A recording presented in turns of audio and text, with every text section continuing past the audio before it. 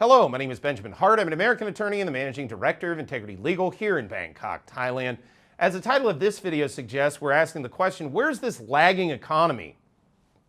That's what I'd like to know. That said, I thought of making this video after reading a recent article from the Thai Enquirer.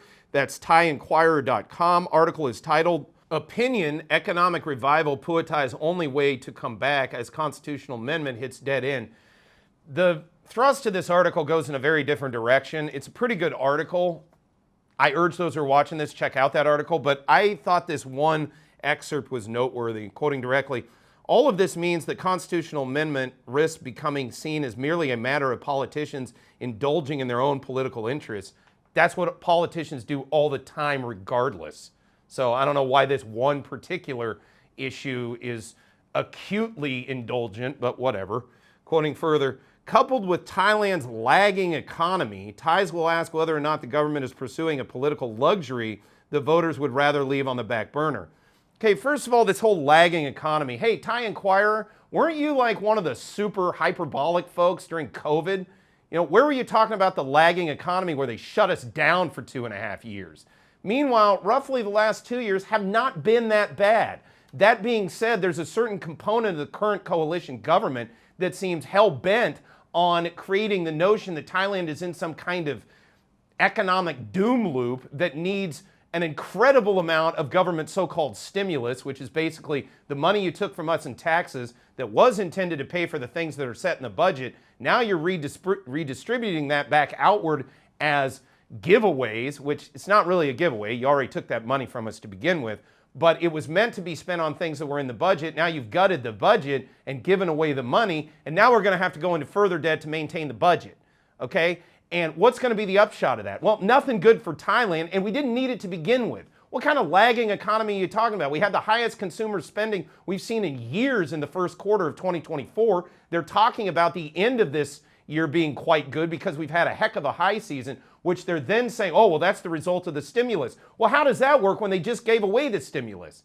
And beyond even that, so-called stimulus is not actually doing anything for the economy, okay? Goods and services creation is what creates a thriving economy, not moving basically coupons around to people who then just sort of move it around. Okay, it has some effect in terms of there's some consumer spending and things, but as I've discussed when we discussed the old digital economy chestnut or the digital wallet chestnut, you know, at the end of the day, you're just creating taxable events. You're just extracting more wealth from the rank and file without creating any concomitant value.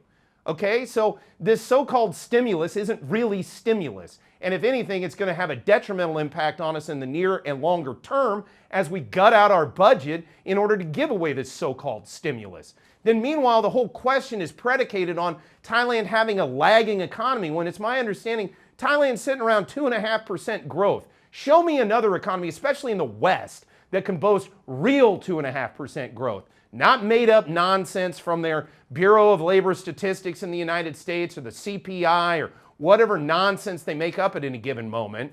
No, I'm talking about a real 2.5%. Well, you haven't seen that in years from the West. They're just not making that kind of value creation. Meanwhile, Thailand has, and at the moment that we're just getting the momentum, that we're just getting that what they call in game theory lock-in, you know, that moment where underneath a rocket it explodes enough that it gains escape velocity in economic terms, what are we being saddled with? An albatross in terms of massive debt and for all kinds of stimulus that we don't really need. Now, yes, are there issues in the export market? Well, probably.